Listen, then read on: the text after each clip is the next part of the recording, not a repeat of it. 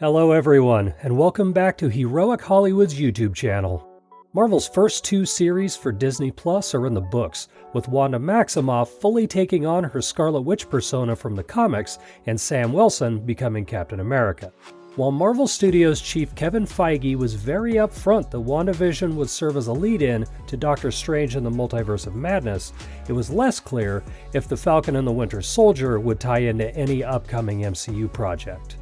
Prior to the series premiere, Falcon and the Winter Soldier head writer Malcolm Spellman teased that the Disney Plus series would impact at least 3 upcoming MCU stories.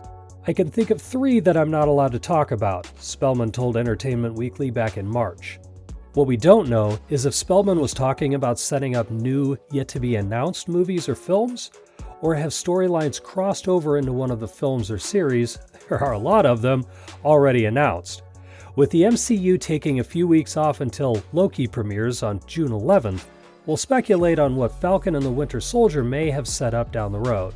The Hollywood Reporter broke the story recently that Marvel Studios was bringing Spellman back, with Falcon and the Winter Soldier writer Dalen Moosen to pen a 4th Captain America movie.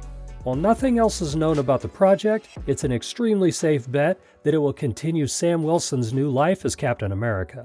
Marvel would have not gone through the process of spending an entire series building up to Sam's big debut as Captain America to not set him up for further adventures on either the big or small screen. The only question after the end of Falcon and the Winter Soldier was whether or not this new Captain America would continue on in future Disney Plus series or get a movie. That question appears to have been answered with the announcement of a new movie. Now we'll wonder if Sebastian Stan will re-team with his new buddy, or if the movie will pick any of the many plot threads the finale left hanging. Should Bucky not join Sam in Captain America 4, it's not out of the question that Disney Plus could bring back the show for a second season, but this time put Bucky, now completely past his Winter Soldier days, as the sole lead. After all, now that Sam is Captain America, he may have much bigger world-saving issues to deal with. But the finale left a couple of threads that could be picked up for a potential second season. Chief among them, Sharon Carter's new life as the Power Broker. In the end credits tag, Carter was finally given her pardon by the US government, and even appears primed to rejoin the CIA. That's probably going to be bad news, since she immediately called one of her contacts to brag about having access to US intelligence and technology. Another guess about Carter's future? She will be the main antagonist in Armor Wars, which stars Don Cheadle's James Rhodes / War Machine. That series sees Tony Stark's tech falling into the wrong hands.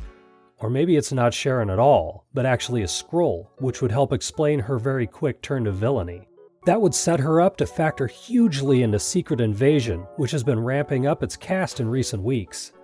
Unlike WandaVision, Kevin Feige was more open about a second season of Falcon and the Winter Soldier, even if it can't technically go by that name anymore.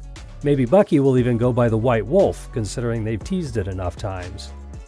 As with Sam's rise as Captain America, John Walker's fall from the title he briefly held and subsequent renaming as US Agent by end of Falcon and the Winter Soldier is a storyline that is very likely to continue.